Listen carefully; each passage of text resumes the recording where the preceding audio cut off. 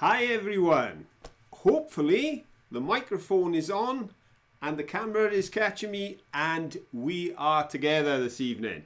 It's great to have you with us. I see on my count, which isn't as accurate as when I've got two laptops here, but obviously there's only the one of me tonight. So according to mine, we've got 24 in at the moment, which is great. And it's lovely to see all the chat that's going on as well. As I say, just myself this evening again. And to be honest, we were so fortunate to get a video out this week. On Friday, I asked Caroline, what day is it? Because the week had been so busy, I had lost track. She says, Friday. I said, okay, have I edited a video? And she said, no, that was last week. So Friday after lunch, I was editing the video that came out. So while it was short and sweet, 15-minute video, at least we managed to get it edited, exported, and fortunately, YouTube was with us this time. And all good as far as uploading, because sometimes the upload can take forever, other times it's really quick. This time it was really quick, and we got there. I'm just checking because I asked Lexi, because I can ask questions here, but then I miss the answers there. So I did want to check with Lexi how Mum was doing. She said she's okay except for cursing at the TV because the internet is playing up. Oh, well, if she's cursing at the TV, Lexi, that's good because it shows that she's got some energy and some strength and she's getting back to her usual normal and lovable self. So that's great news. Really glad to hear she's doing well. And I hope everyone's doing well out there as well. Now then, before I forget, I've got to go to the top of this lot. Thank you, Ed, for letting me know the sound and everything's okay. That's great. If I go up to the top, I should be able to discover who, according to this chat, was... Oh, yes. Right, well, first in tonight was Bonnie Tyler Fan 34. Next came Ian Davis, and then Tina Thompson came in third. So first, second and third on arrival, Bonnie Tyler Fan, Ian Davis and Tina Thompson. So well done to you. Eager and on the ball, but lovely to see everyone. We're now up to 28 according to my count. I got to be so careful. There's lots of little X's here and there, and I always panic when my little cursor thing moves over an X because I'm frightened I'm going to tap it and shut everything down because I've got a terrible problem in as much as when I'm using... Caroline says I should use a mouse. I hate mice. I don't hate the animals. I hate the McGudgeons with the lead on. Just can't get used to it. I've always used the pad. The problem with the pad is if your finger just tremors and it touches like that, of course, bump, I'd shut you all down. But I'll try not to do that, I promise. So let's have a look. We've got the first three in. I'm scrolling all the way down. I can't see any big rows of smiley faces calling my attention, which is what you'll need to do if... I could still miss it then, because if I'm looking up here, see, Caroline says, keep looking at the camera, keep looking at the camera. So I've got to keep looking at the camera. And when I'm looking at the camera, I can't see the screen, which means I can't see the chat. So even if you put up a row of smiley faces, please don't think I'm ignoring you, because if 5 people chat directly after you, it'll go off the screen when I quickly look down. So you just have to do it again. But the good thing is, you all get to chat to each other, even if I've just got to talk at you as a talking head. Rightio. Now, they better get this show on the road. I think the best thing we can do is really impress Caroline by starting with a question at only 9:05. I think that's going to be a new record for this show, to get the first question up and on.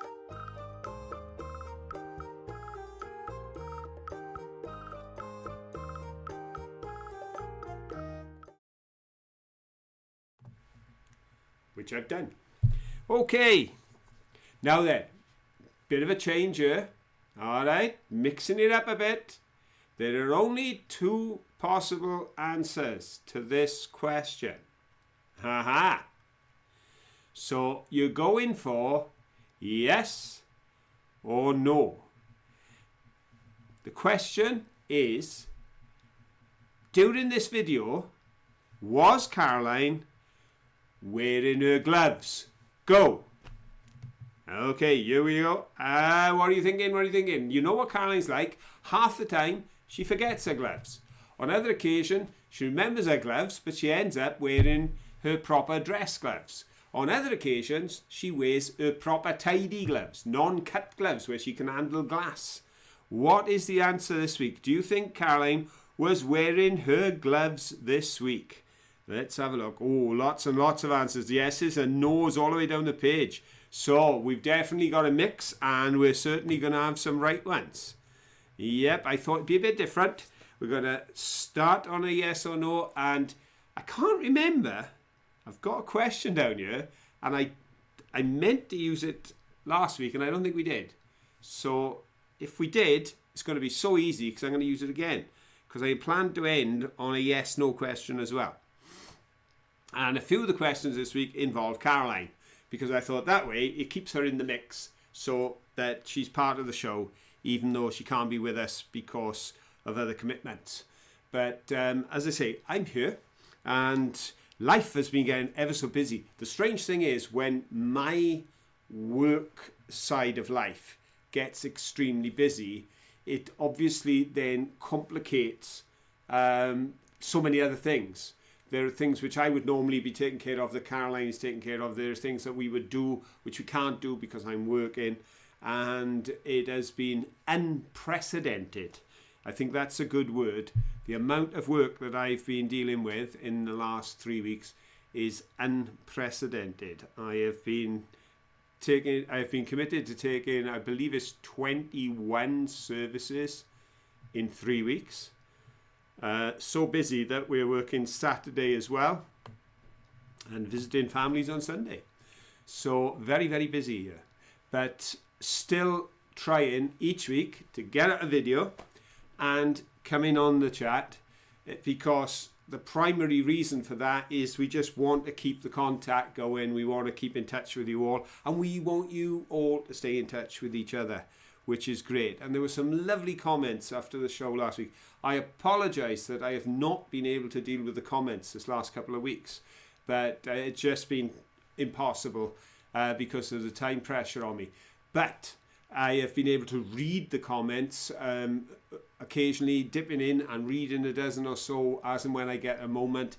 And lovely to see all the comments from the people who say how much they love being part of the chat, part of the group, chatting with one another. That's great news. So here we go. I've got to find my way back to the top of all these answers. Right, I think that's the top. I reckon that's the top, because it starts with Ed saying yes or no. Well, on that grounds, you could say you're bound to be right. But of course, equally, you're bound to be wrong. And because that's naughty, I'm going to put you down as wrong. I think that came in before the go anyway. So, I'm looking for the word yes.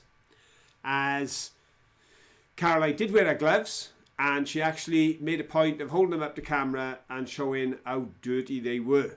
So, there we go. And the first three answers, in fact, the first 8 answers in were correct, but we can only give 3 podiums.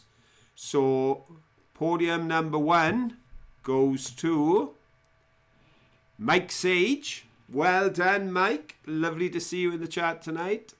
And secondly, we have a silver podium for Lexi B.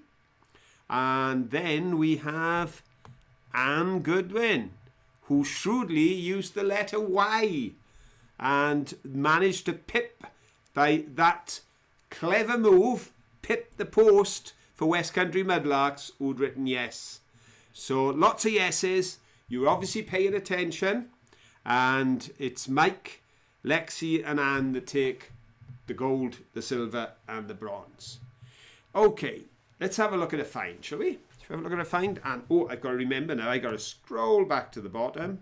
So that way, if anybody tries to attract my attention, I've got some more to see in it.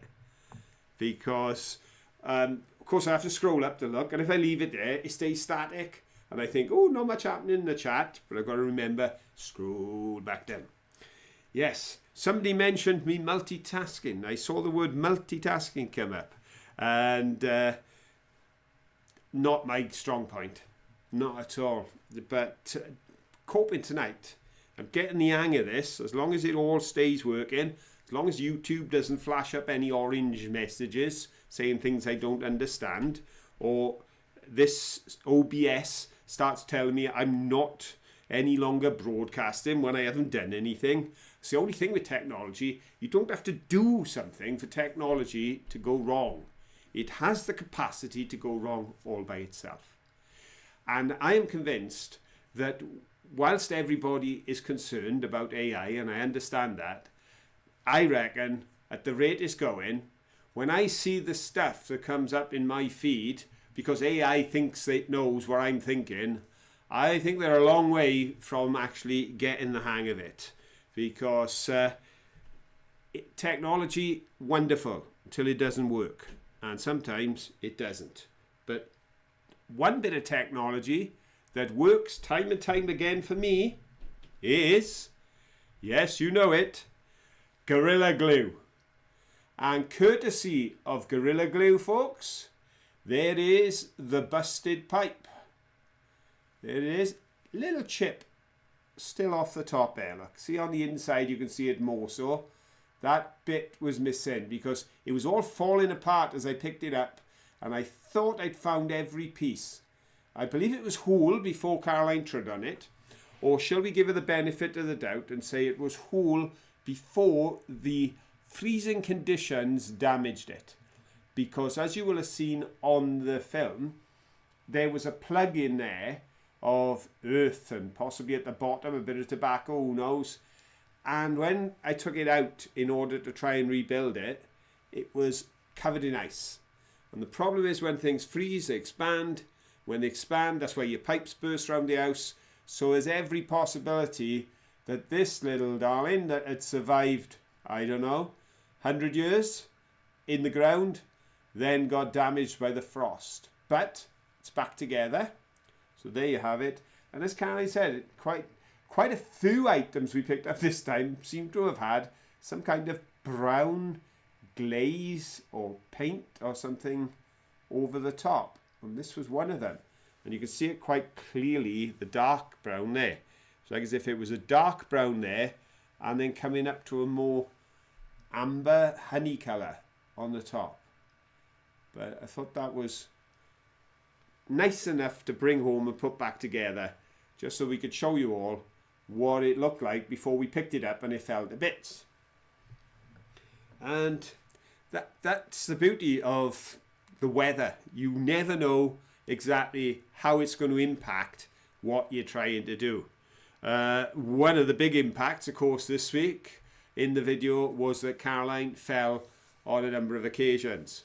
And thank you to everybody for your kind comments and words of advice to Caroline, because Caroline was saying she read one comment saying that someone fell in a similar manner to Caroline and broke their arm, I believe it was. And I know how easy that is, because Caroline's dad one day asked me to go over and do a job. I told him I'd be there in an hour.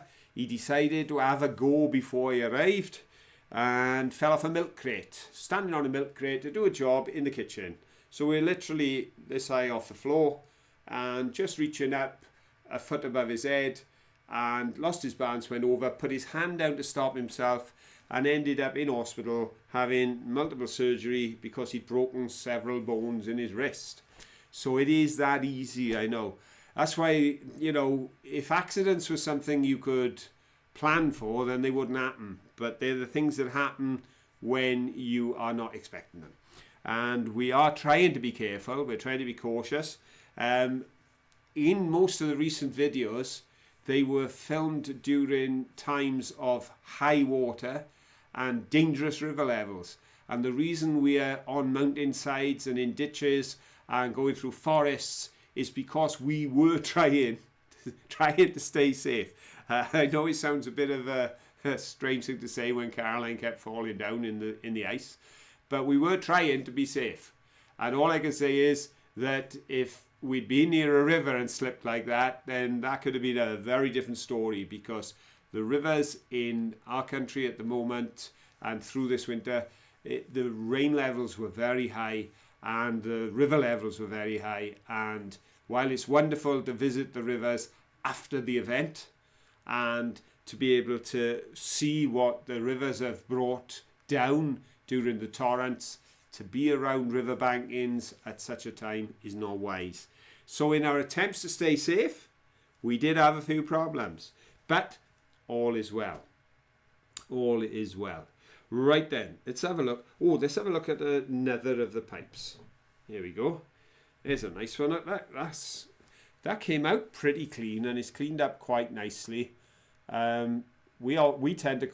There is a proper name for these, and I should know it, because Sherlock Holmes uses the name in one of his movies, or at least the gentleman playing Sherlock Holmes, who was Basil Rathbone, in one of them actually names the type of pipe, and I cannot for the life of me remember what it is, when it curls up there, round there, and you have this sort of trumpet on the end.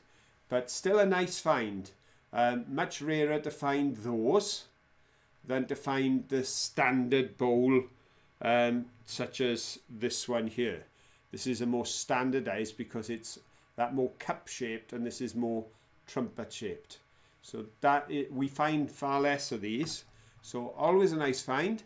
And as you noticed in the film, just lying there on the ground, being dug up by the bottle diggers while they were looking for the treasures they wanted. And that's the point. They are digging out the things they want, and quite often the things we pick up they haven't even noticed, but they are just, as they're throwing back, then they're thrown with it, because something like that would be perhaps in a shovelful of ash and muck and dirt and get thrown back, stays under the ground until the rain comes along and starts to wash the ground, and then it gets exposed and we pick it up. Just something caught my eye then, but it's blue flashing lights over there. There is something happening opposite our premises, which is involving, I think, 2 sets of blue flashing lights. So what's happening over there, I don't know. Just this side, if we see blue flashing lights, which I can't see because the window isn't quite big enough, it would mean the fire engines are going out because we live opposite a fire station. But what's happening over there, I do not know. But at least it shows those lights do their job, because even a mile away in my studio, I'm getting to see them and noticing that they're there. Right, what should we do next? What if we have another question? I think that's a good plan.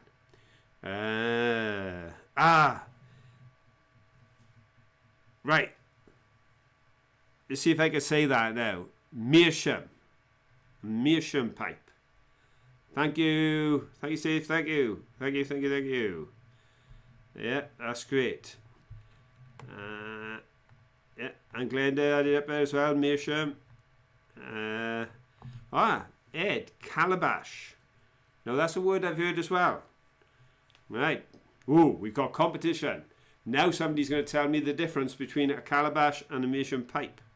Calabash. Do you know what? That sounds a bit like a word that's in my head, possibly from watching the movie.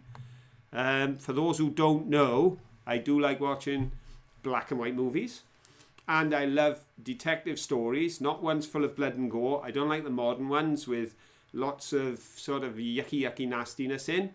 I like the Poirot, I like Miss Marple, Sherlock Holmes, and Midsummer Murders, that sort of thing. And of course, the perfect blend for me is Basil Rathbone. The kids bought me, I think it was Tex bought Tim actually, that bought me the collection. I've got the DVD collection of all his black and white films, and I take them with me to France and I watch them, and then I take them the year after and I watch them again I know who done it, but I just love watching them. For me, I just love the acting, and it just slows life down. I think if life was in black and white, it might be more interesting, because it just may slow everything down. I don't know. That's my theory.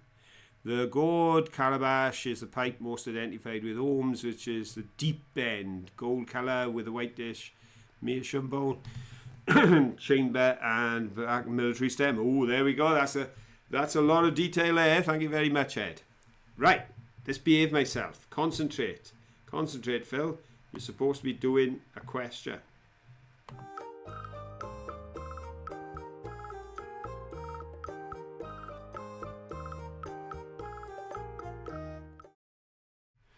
Okay. This week I decided to bring home a bottle.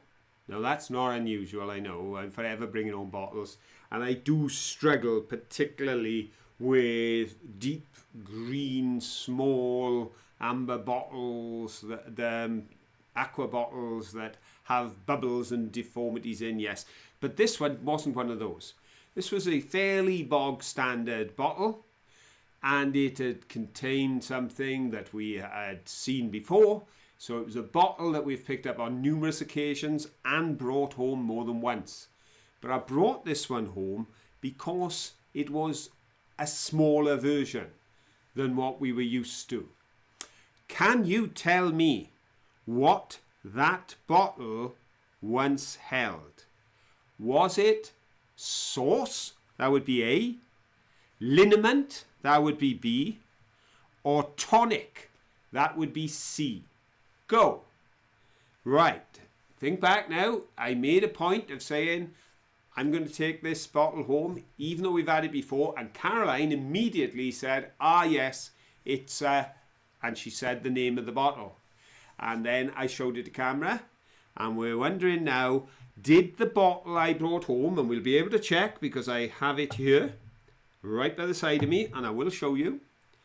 Did the bottle that I've brought home, which I thought was smaller than some of the previous examples that we'd brought, did it contain A, sauce, B, liniment, or C, tonic? Right. We got lots of answers in. And I'm going to way back up to the top. Let's have a look.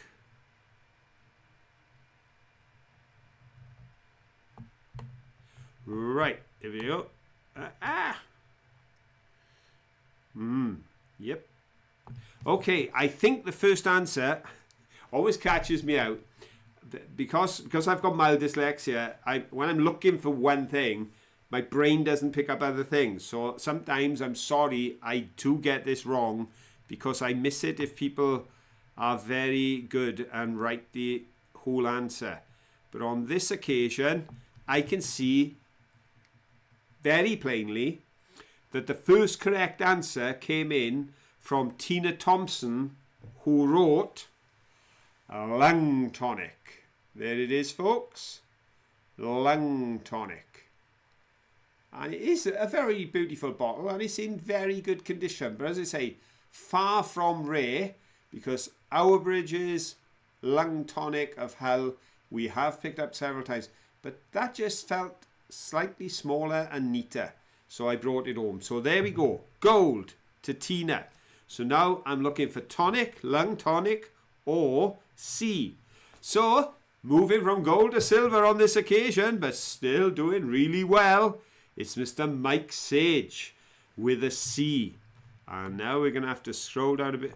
And the next correct answer, after a sauce and a couple of liniments, we have Lise Warren, and they've given me a C. So there we go. It's Tina Thompson, Mike Sage, and Lise Warren. You've got the gold, the silver, and the bronze for correctly remembering that this contained tonic. As I say, lung tonic. Obviously a very popular potion in its time. I have looked into it on the past, but I can't remember my research now to know whether or not it had any substantial benefits or contained anything that was likely to actually bring about a change of condition in the lungs. But one of the things that these did was, it, even if it didn't have a great amount of effect when it came to medical cure, because of the fact people were taking something and it tasted like it should do them good, very often the placebo effect could help them. Because when you're ill, you can tend to give up hope. But when somebody says, I've got a bottle of tonic, this will do you good, it can reverse the mental process, which in turn can help. Now, because ultimately, if we give up here, then very often it reflects here. So when you're poorly, then getting a good mental attitude can be useful. So I suppose to that end, it may have had some purpose. But as I say, a lot of lung problems around, because among the working people, due to working in the industrial towns and areas of Britain, and therefore lung tonic was certainly popular. So there we go. What about some happy news? Hang on, I got to remember to wind back to the bottom so I don't miss anything.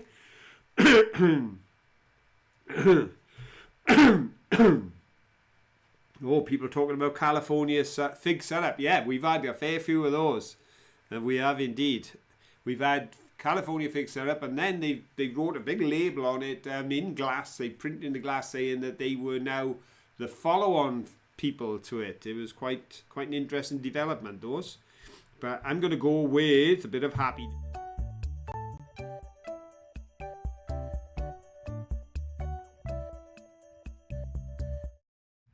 Okay, here we go. So my voice slowed out for the full time. We are halfway through, and it's happy news time.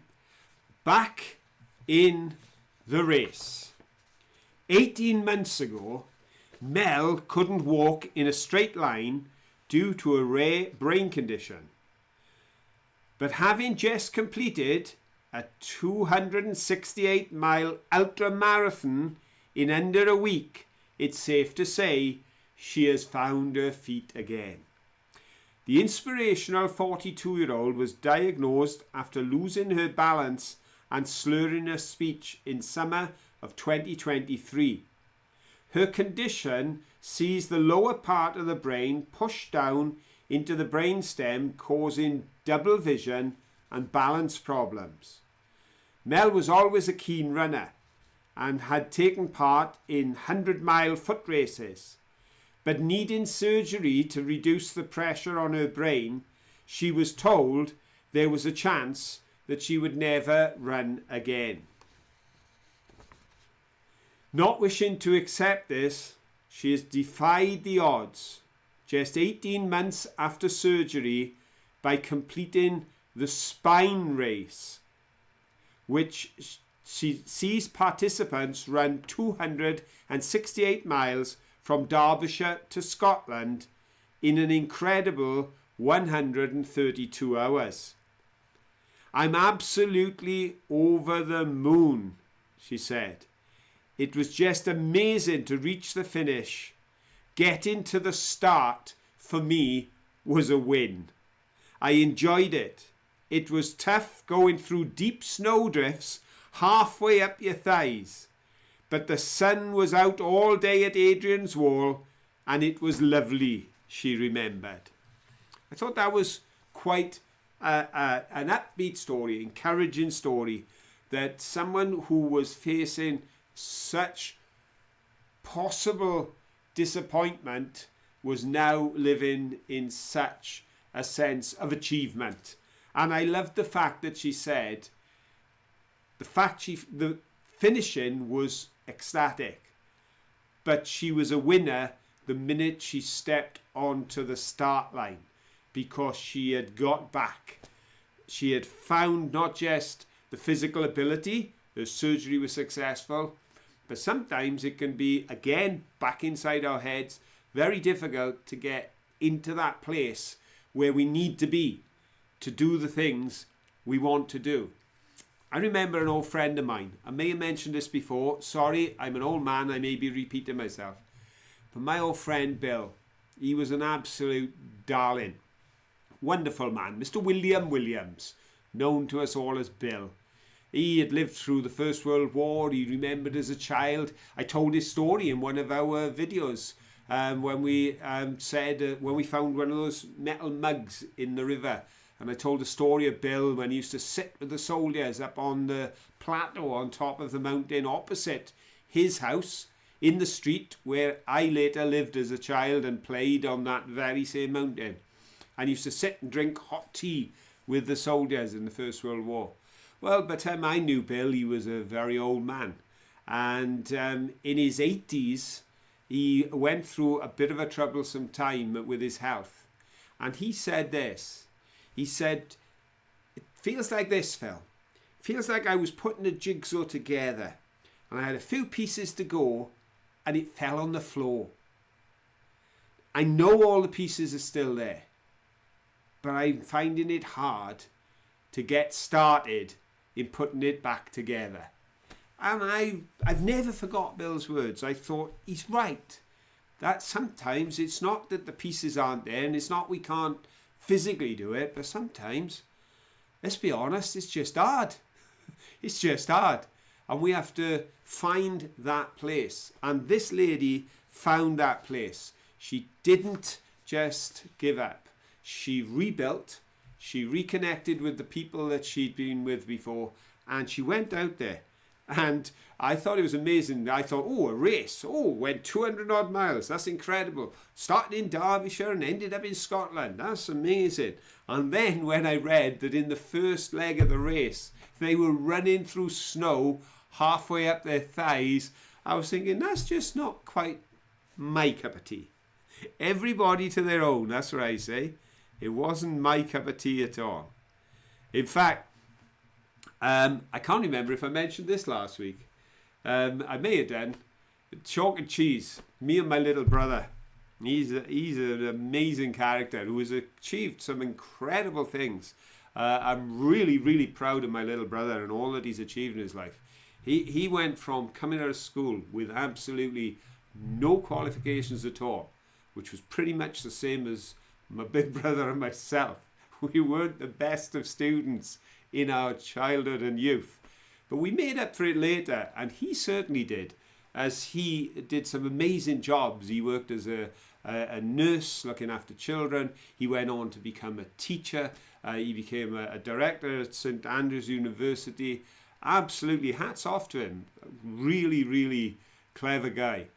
But of all the things he's ever achieved, the latest plan that he has really sort of took me from the blind side, because my little brother, who I would not describe as a seafaring man, even though he has got a boat and catches lobsters, is just sent for a set of plans to build a boat, which he then intends to enter into a race and go around the world.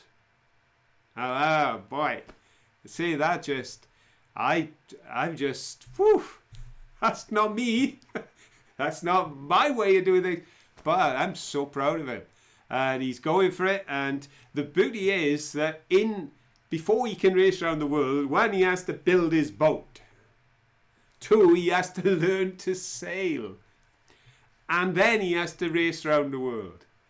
And I just want to encourage everyone, because when Mike's doing a blog, and I just read his second blog, and of his journey now from this point where he sent for the plans till he has completed the race. And that race that he will enter is in 4 years' time. He will be 2 years older than I am now when he sets sail to go around the world in that race. But he said that he saw the boats in the harbour when he was at Lagos in Portugal for the winter. And he stood on a bridge and a boat went beneath him, and he thought, why can't I do that? And the man on the boat setting off single-handedly on a race around the world in a boat he built himself a man that Mike has never known or met, waved to him. And he said, that's all it took. He made the decision that in 4 years' time, he will be there in a boat he's built and going for it. So I'm not recommending to everybody that you go build a boat and sail around the world. I have no plans to do that. But I suppose I'm just saying to everybody tonight, if it comes into your head and you feel it's right, then why not? Whatever anyone else says, you get one crack at this. So I feel that was an inspirational story that lady was able to tell. 42 years of age, rebuilding her life and going, and that's what I love. That was the other thing that touched me, was that before the problem and the surgery and everything else, she had been running races up to 100 miles. Then 18 months after her surgery, she enters a race that takes 268 miles and running through snow. So you don't have to accept other people's opinion on where you should be. You can just go for it and see what happens. Okay, well, I'm going to do another find. That's what I'm going to do. I'm going to do another find. I'm going to show you this pipe. I was very pleased with this find. Now, as we mentioned, we have found these before, this Hawthorne type pipe, but larger than this.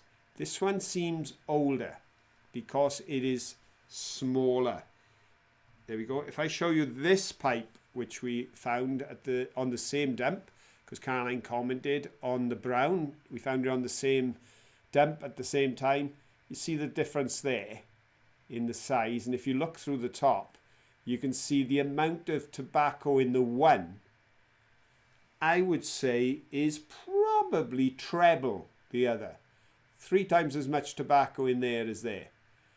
And the reason for the difference in size, as I say, is age. And the reason we know that is because when this was made, tobacco was much, much, much more expensive than when that was made. So people put less in, used less. Then they started to be able to smoke more because the price came down. So I love that. That is so tactile. It's really lovely. Really lovely. Okay, let's have another question, shall we? I've got a jingle here somewhere.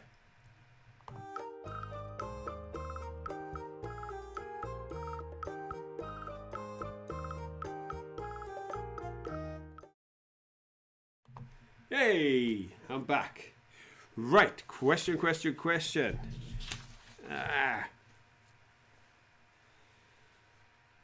How many times... See, I told you Caroline's going to be a theme in this week's show, because after all, she's in every video, even though she's behind the camera. And with her not being able to be with us tonight, it's nice to keep her in the loop. So a question about Caroline. How many times did Caroline fall while filming this video? Was it A, once, B, twice, or C, 3 times? Go! I will accept 1, 2, 3. Or A, B, C. Or once, twice, 3 times. Whatever you want to go. But go. And let's see what you're thinking. How many times did Caroline fall while doing the video this week? Oh, interesting. We're all over the place.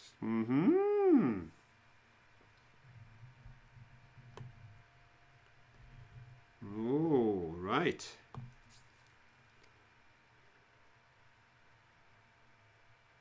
Oh, this is going to be interesting.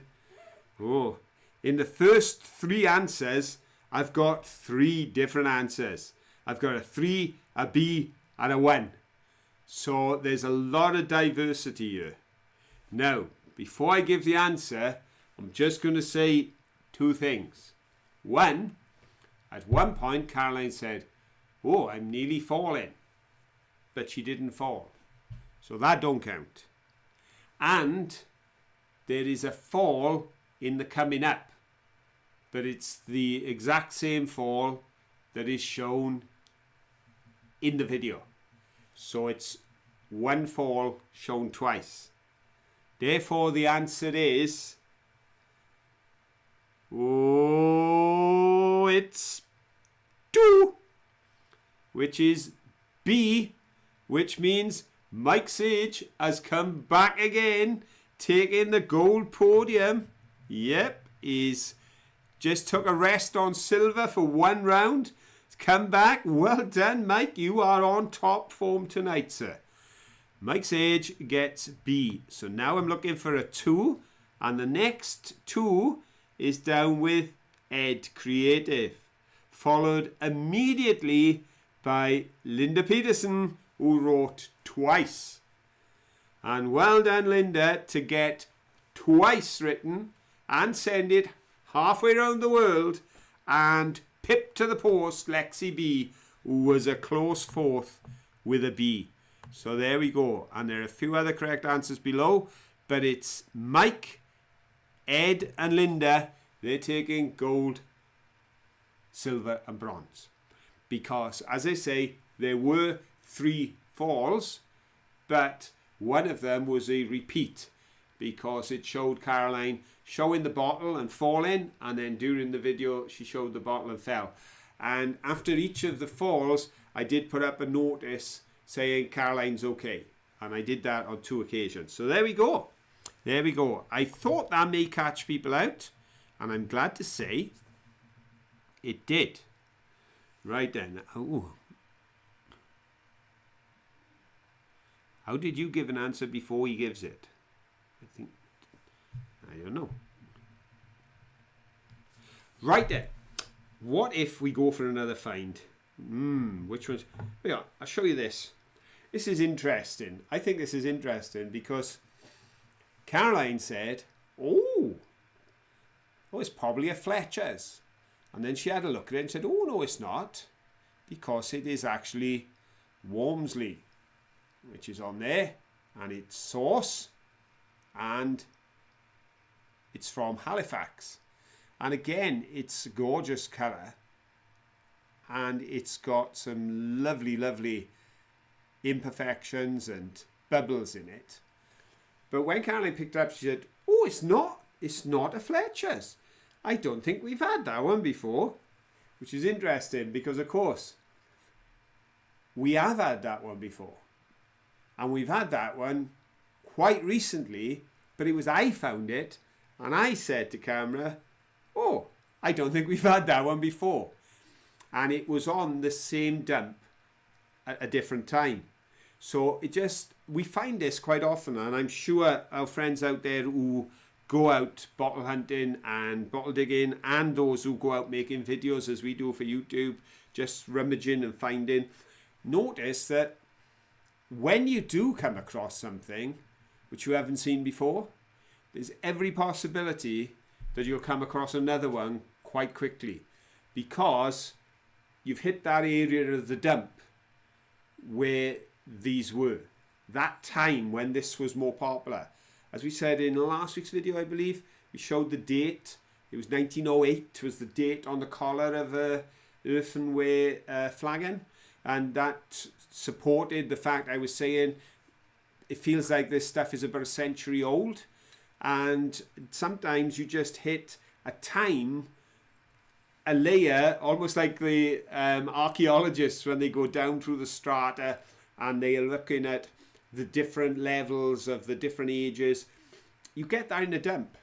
And when people dig into a particular time zone, when a particular product was popular, it comes up.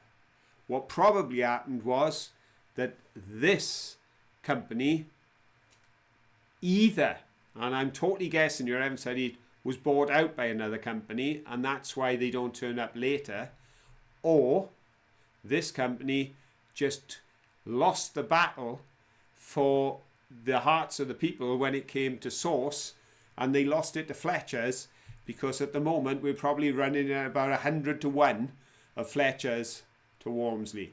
But I just thought that was interesting, and we brought it home because that means we've got 2, so I can use them as bookends, couldn't I? Put them either end of a shelf. But isn't that a beautiful bottle? Isn't that a beautiful bottle? What else have I got on my table? I've got a find, and it is related to a question. So I will click the question and then I'll show you the find in a moment.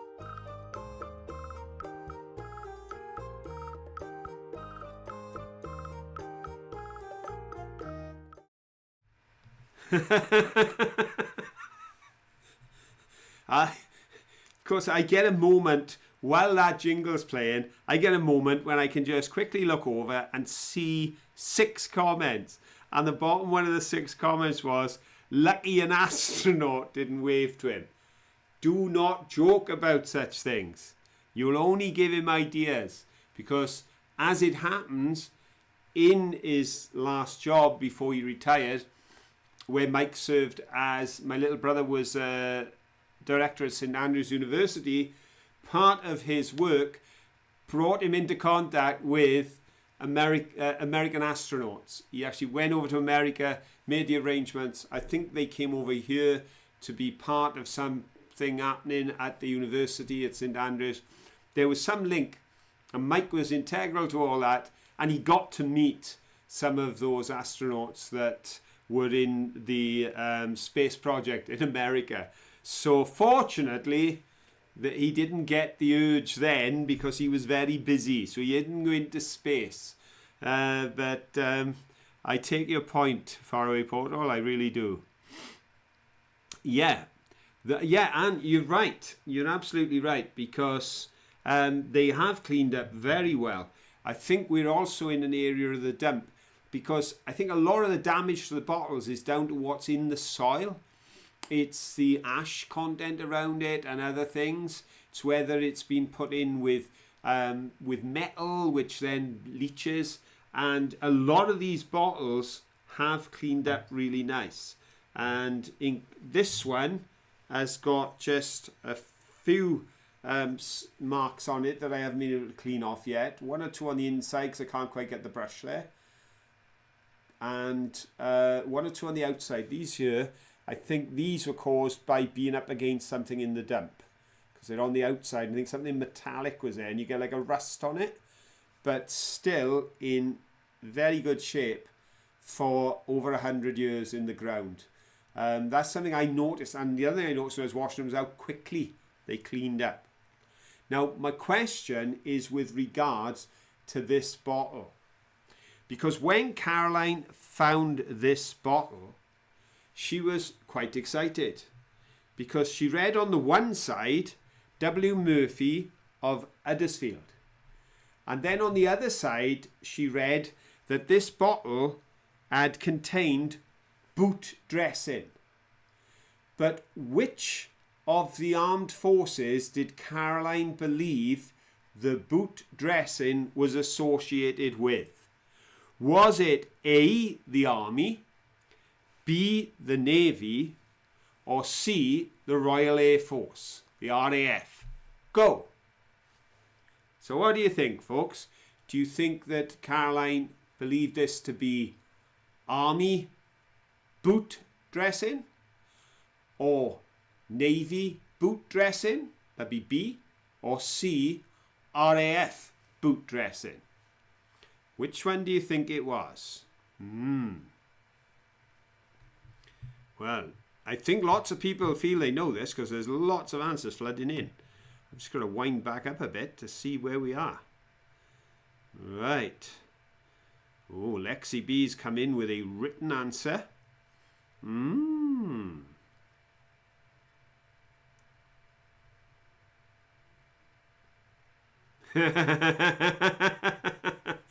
I agree, Mike. After the way you've been performing on this quiz tonight, I reckon that you Mikes are awesome. Whether they're sailing around the world in a boat they built themselves or just joining in the quiz and doing so wonderfully well. Mikes are awesome. That's the agreed opinion of tonight. And you've got full support, I see, from Linda. Right then. I saw that because I wound back up and shot too far. And when I saw Linda saying, here, Mike, I thought, what did Mike say? That's the thing, see. That's where I've got to keep out of the chat unless I have to get in it, because otherwise I'd spend all my time, you'd be looking at the top of my head, and I'd be down here looking at this lot. So let's have a look. Right. Well, I can tell you straight away that this bottle has nothing to do with any of the armed forces.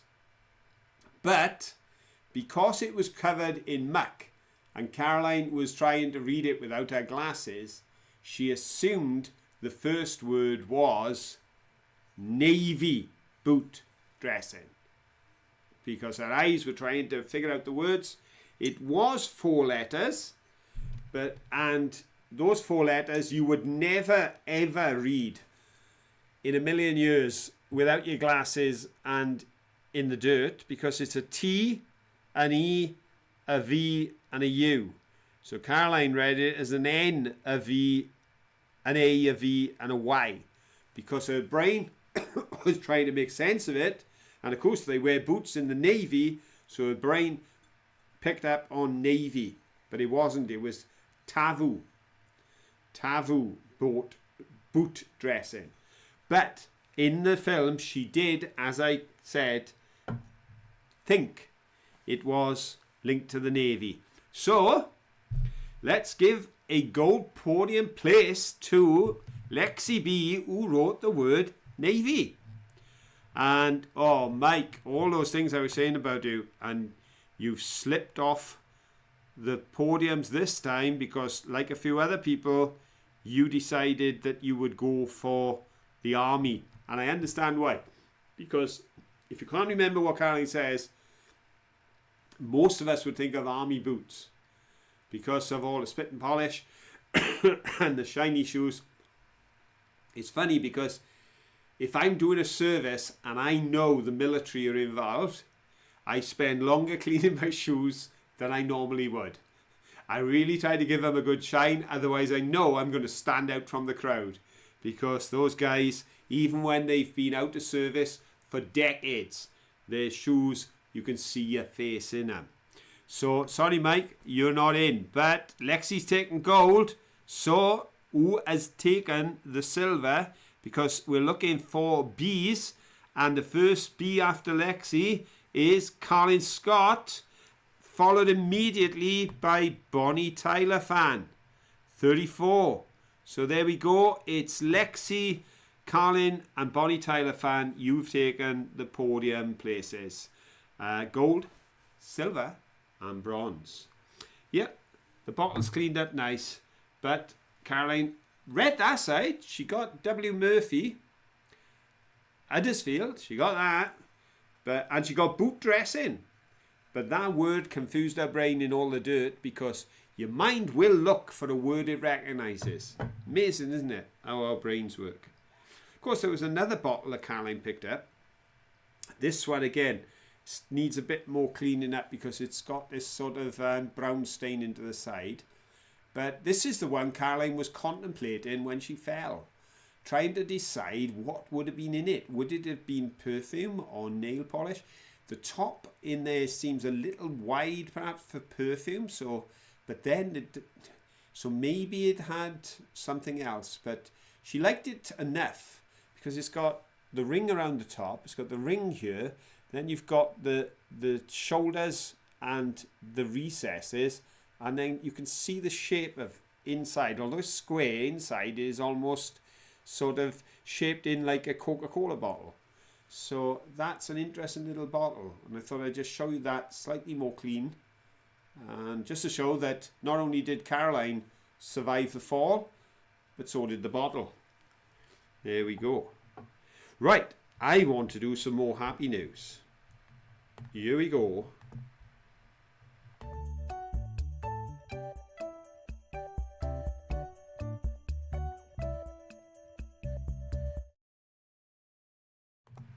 Okay,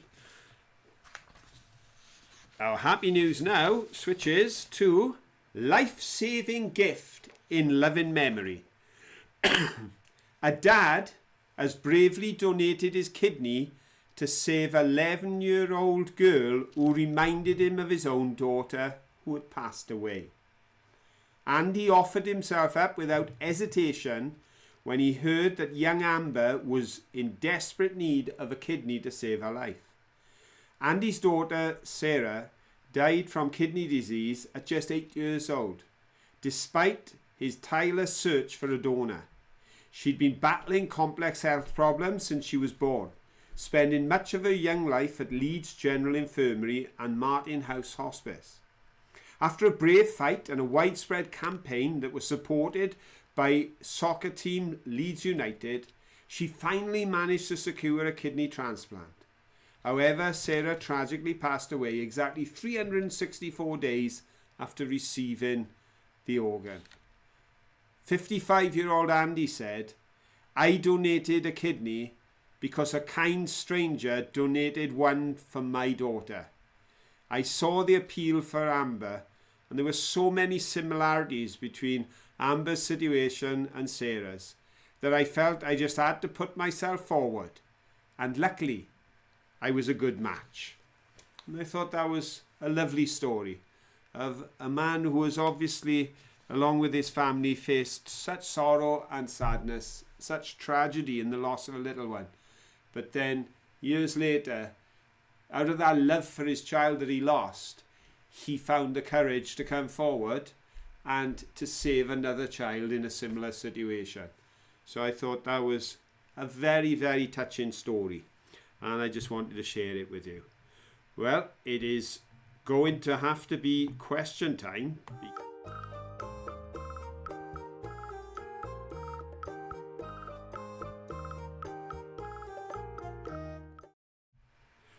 The evening is drawing to a close. Yes, it is.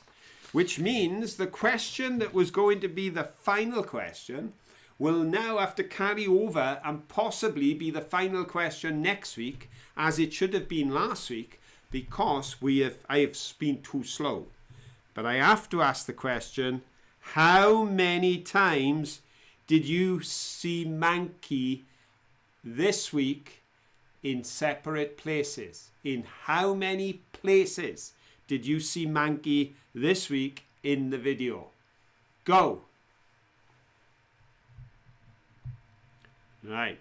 So remember, once you've seen him in a location, even if the camera goes off him and back on him, if he's in that same location, for instance, if he's in my pocket and you see him in my pocket and he stays in my pocket and there may be 3 or 4 shots of me with him in my pocket, it's one appearance because it's one place.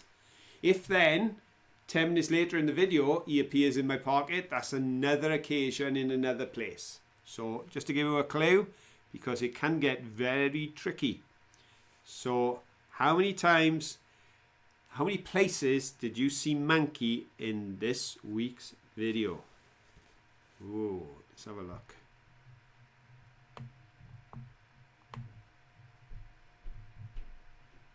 Ooh, ooh, ooh.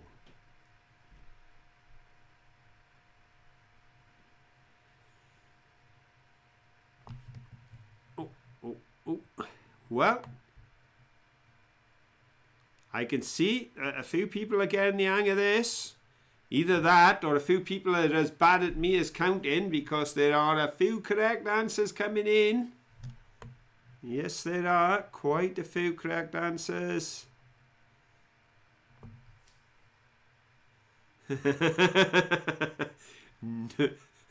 No, Ribble Finds and Crafts. We do not count the thumbnail. That I can tell you that whilst you are not going to take a podium place tonight, because in fairness, with such a detailed and long answer, when you are correct, it is worthy of note, because you really do make the effort. And if you had just put the number 4, you'd be on a podium, I'm sure. But you were right, 4 places, 5 times, 6 if you count the thumbnail. So let's go back up a little, because I've got to find the first 3 to come up with 4. If you're wondering where they were, I'm sure this will be backed up by, if you look at the comment with Ribble Finds and Crafts, Crafts and Finds. Then at 0:48, buy the Broken Pipe. 5:25, buy the bottles. 11:35, in my pocket. 12:29, behind me in the end piece. And the first correct answer, taking a podium position for the monkey question, is Tina Thompson. Well done, Tina. You've got gold. I think my voice is going to hold out. Then we've got Ian Davis, who came second, writing the word for, which takes longer than pressing a 4. So well done on Ian. So it's Tina and Ian, and I am looking for one more. Let's have a look. Who's it going to be? Who's it going to be? Oh, lovely to see you on a podium tonight, Rachel Bailey. Fantastic. Great to see you there, taking the bronze on the very last question. 1 minute after the hour is up, Rachel takes the bronze. So Tina, gold, Ian, silver, and Rachel, you've got the bronze. Well, I've shown you all the finds, I believe.